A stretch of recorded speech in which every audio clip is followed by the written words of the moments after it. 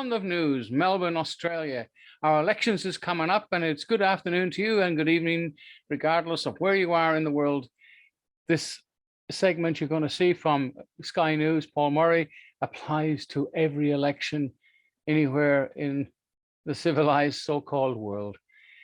So I'll keep this pretty short. We're going to go straight to Paul Murray in a minute to look at on Sky News to watch things to watch out for in the next election. But remember, this is the end game.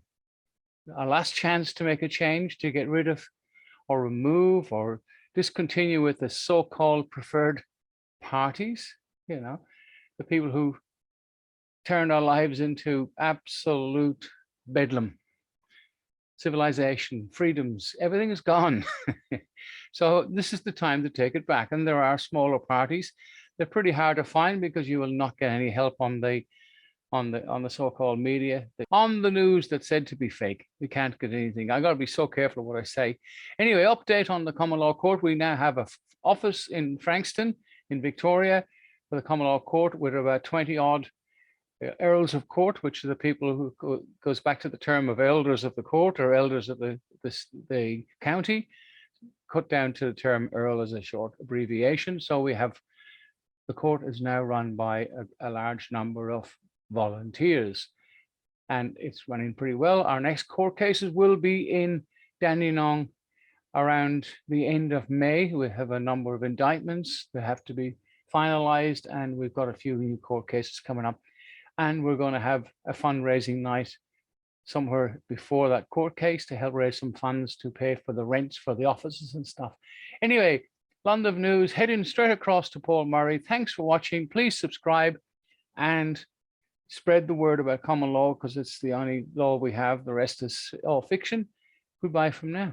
Take care. Tonight, and it is underlined by the fact that we say each and every night, 24 days to save the country from the mad left. We say it every night because it matters. It is the future of the country. Would you trust a bloke who has no idea on economics to be run as a puppet by a puppet masters of the far left? Put KK on the borders, send Penny Wong to deal with China, or Lydia Thorpe with more power? No, thank you. For Labor today, they decided to start to put some numbers behind their promises.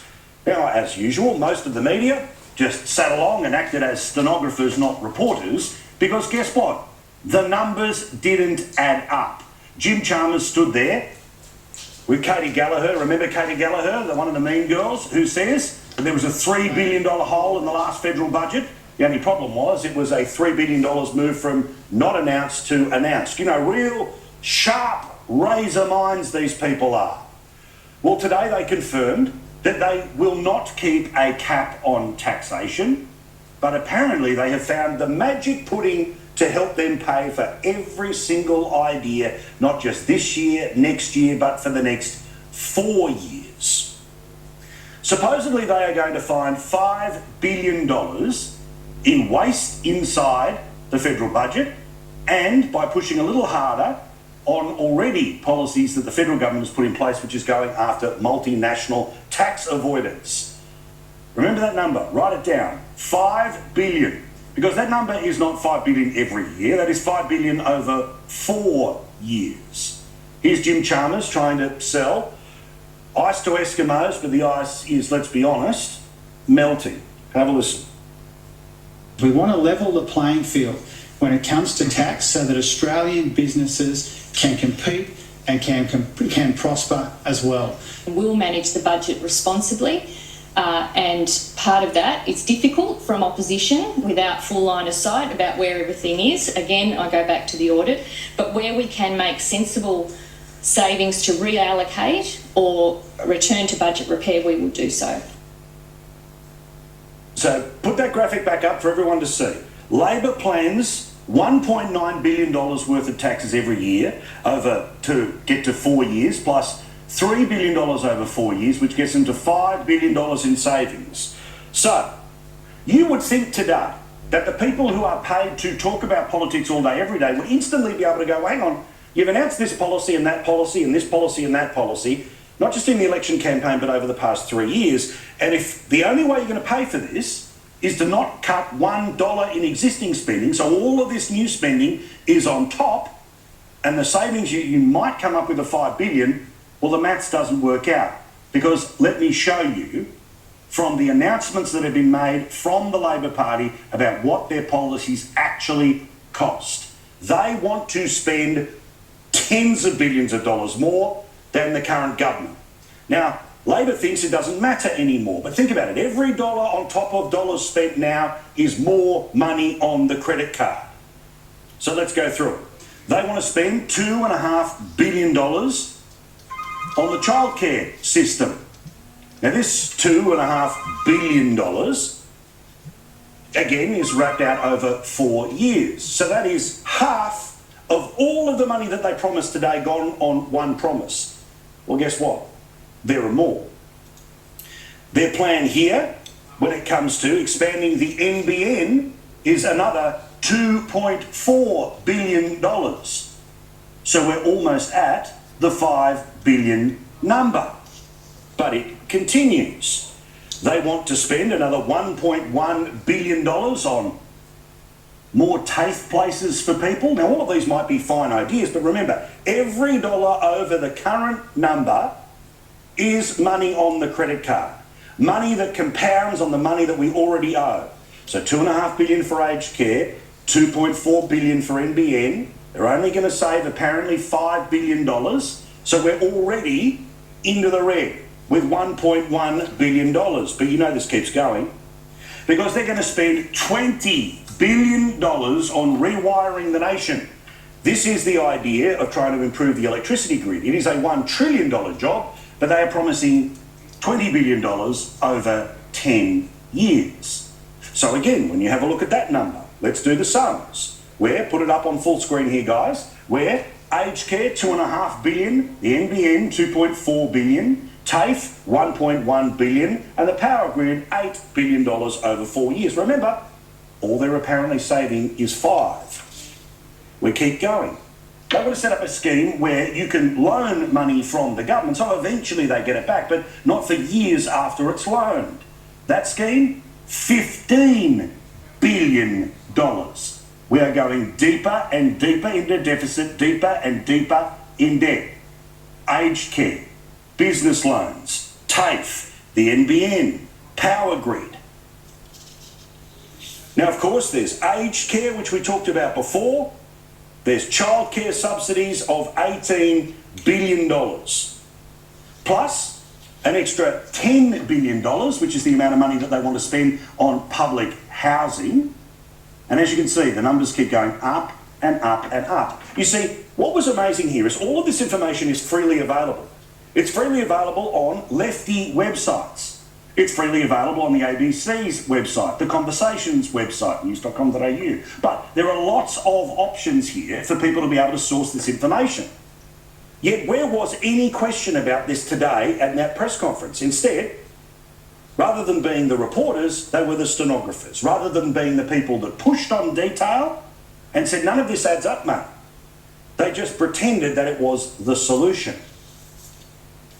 So for one final time, remember, $5 billion is what they claim to say, but it's really only the best part of $2 billion out of those new taxes. The rest of it is just rubbish you say in opposition. $2.5 billion for aged care. $2.5 billion for the NBN. More than $1 billion for TAFE. $8 of $20 billion on the power grid. $15 billion for business loans. $18 billion for childcare. $10 billion for public housing. And apparently they will spend more than the current government does when it comes to defence. So, let's look at Albonomics. Because according to Albonomics, you don't care whether the government spends more, spends less, or racks up more debt or more deficit. Because the Liberals broke the economy, so who cares? Or should I say the federal budget? $5 billion of savings, $57 billion of extra spending. And if you believe the government, who's actually put together costings of the things that they've voted for in the Senate, that they were able to stop becoming law because the Labor Party didn't have the numbers with the Greens in the lower house. When you look over 10 years, We are now talking at more than $300 billion on top of the current numbers. So the current numbers put us in a deficit. Multiple deficit increases debt. Deficit's bigger, debt bigger, not one question about it today, because I repeat what I said last night. They want Labor to win so desperately that the idea of treating both sides equally and putting scrutiny on the Labor Party is just not in their business model. While right now Albo is getting over COVID, he is literally following the dream of the Biden campaign to hide in the basement. So because the leader's not there, no detailed questions. Because they're mates with Jim Chalmers, you don't push him on the detail. Because you don't dare point out the endless failures of the mean girl who got $3 billion wrong. Not to mention, by the way, that these people have $22 billion worth of promises that they've broken themselves in opposition. You can't trust them with your money. But they think it doesn't matter. And maybe somewhere in parts of the country it doesn't. But I can tell you, the people watching this program, it does matter. The people who have to pay it off know that it matters. If you're watching Clive Palmer, this matters when it comes to your preferences. Because the reality of Albonomics is it sends us broke bigger, faster. These were the people who wanted JobKeeper to never end. They would have spent $80 billion more than the government did when it came to the pandemic. And we would have owned Virgin Australia, a great airline, but I'm happy for it to be in private hands, not public hands. But no scrutiny, no pushback, no one with a basic knowledge of the past 3 years or using the calculator on their freaking phone. No wonder when it comes to the polls, when you actually ask people, despite all the polls saying that we're headed towards a Labor government, they don't trust its leader with money. As we know, today was a big day when it comes to inflation. I'll get to that in a second. But Albanese got 37% in a recent Ipsos poll, which was very positive for Labor, very bad for the government, but absolutely horrible for Albo himself. The worst result in the poll's history for any leader of any party having a grasp of major issues. And his treasurer today looked Australia in the eye and said, I will not cut $1 in spending. Instead, I will add tens of billions over 4 years. Hundreds of billions over 10 years. How does this not matter?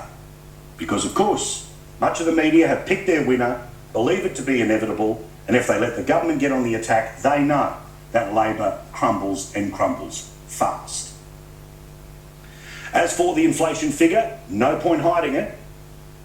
Prices have gone up by their highest rate in 20 years.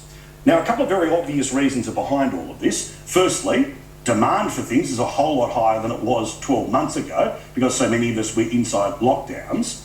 All sorts of things like supply chain issues from China to natural disasters means that the cost of things keeps going up. The Prime Minister correctly said that yes, things are going up, but want to compare it to the rest of the world, it's nowhere near as bad as it is in places like the United States.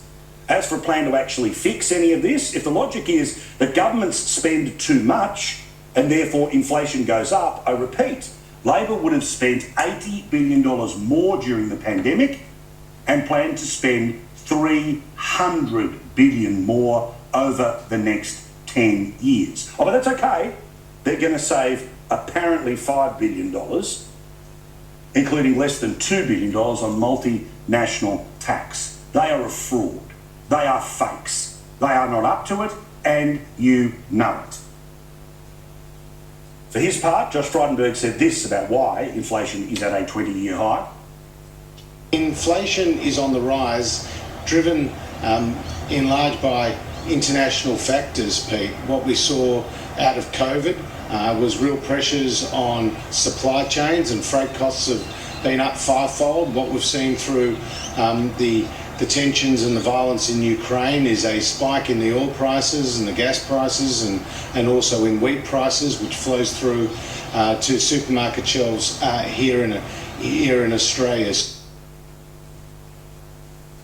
that's all true, but as you know, the media that doesn't want to talk about decades low unemployment will magically start talking a lot about decades high inflation. Watch how they try. Literally, the Sydney Morning Herald tonight has written that the inflation figure alone has blown away any suggestion that the Liberal Party knows what it's doing when it comes to an economy.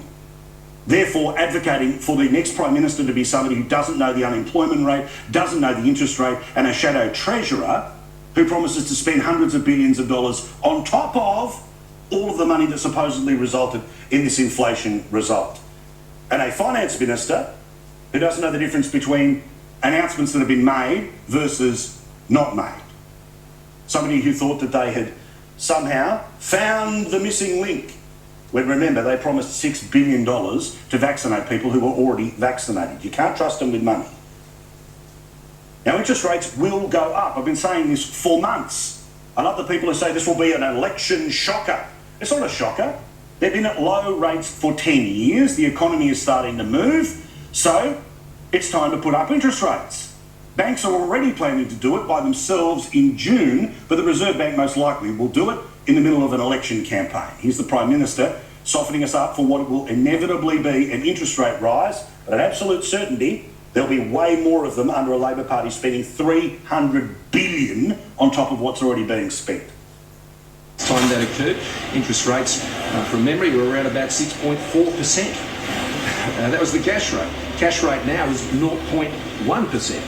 What I do know is that when Labor were last in power, unemployment was higher, electricity prices were higher, and interest rates were higher as well. So I made it clear about the media game that doesn't want to talk at all about how bad Labor is with money. Well, what about the protection racket that they are running for the Labor Party and its backdoor way of introducing a carbon tax, or a little more detailed, a price disincentive for the heaviest polluters amongst us? Either way, somebody pays and then you, the customer, have to pay. It's exactly the same idea as Rudd, Gillard and Shorten. It's just a different way to do it. Of course, Chris Bowen is the hapless soul who will be putting all of this system in place, but he pretends that there's nothing to see here, there's no system in place, because it definitely won't affect coal mines. Remember the lie we told you about last week that Labor was putting out there? Oh, don't worry, coal mines, they will be spared. But of course, that's a lie, because Chris Bowen himself says in a yes-no answer, they will pay. So yes, we will require the 215 emitters to reduce their emissions to net zero by 2050. So does and it that is what the Business Council has asked to happen. Does it include coal mines? Yes. Oh, and despite the fact that his deputy minister says, no, this isn't true, he confirmed it again today on Taxpayer Radio. The facility, the company, will then be able to work out how they reduce emissions. Might be direct investment in emissions reduction, might be purchasing of carbon credits. That is up to the facility. Oh, might be a little this, might be a little that. Either way, somebody pays. The Prime Minister took aim again today.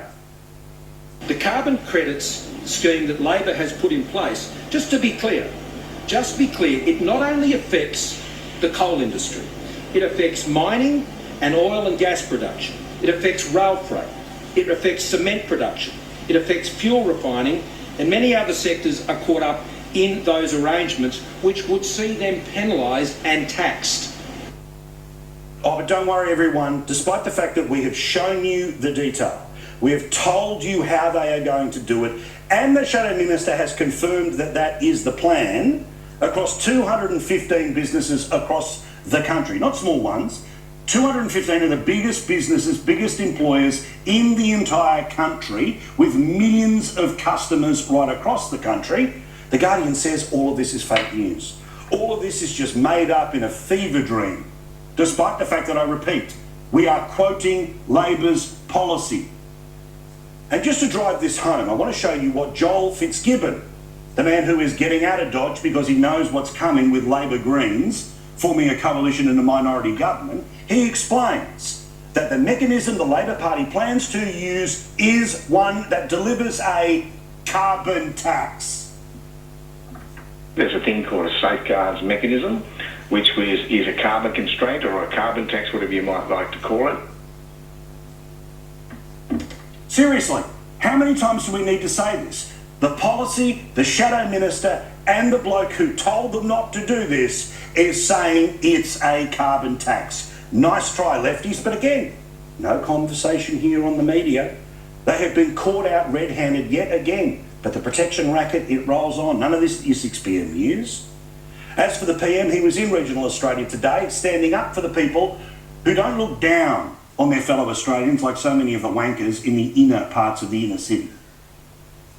You witnessed this sort of thing firsthand at the last election, courtesy of Bob Brown and the Greens and their convoy to central Queensland. A convoy against coal jobs. This was the Green left in this country basically saying, we're more virtuous than you and we think you need to change. That's what they were saying. That's not a country I know, and nor is it a country I want Australia to ever be. And they're still saying it today. So again, while the rest of the media will try and tell you the fairy tale that there's nothing to see here with how bad Labor's election is actually going, let's go over the greatest hits. Not with DJ Albo, we'll save that laugh for next week. But here is Labor's election campaign thus far, and it's a train wreck. Labor will add $57 billion on top of current spending. That's more than they are planning to save, which, as I said, best case scenario is $5 billion. They've broken $22 billion worth of their own commitments that they've made to people in the past 3 years. They are lying about a plan to tax coal mines. Their deputy leader, Richard Marles, gave a speech to China's embassy to check before he delivered it. The same bloke then praised China for its human rights record. Albo has lied about their border plan, claiming to support Operation Sovereign Borders, just not a third of what it actually does. The Labor Party is lying to casual workers that they will get a pay rise. He will write a letter to the Fair Work Commission. Albo is lying to nurses about where the next version of colleagues will come from. They're not going to be Australian-born, Australian-made. They're going to come in from overseas.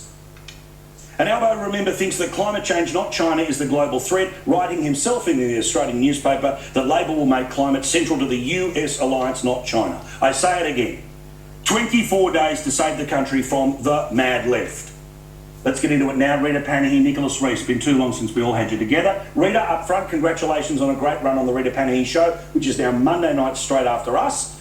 Nicholas Rees, lovely to have you as well. But Rita, what about this? Today, you would have thought that the Labor Party had solved the federal budget when if you'd actually remembered or bothered to save their press releases, they are promising to blow it.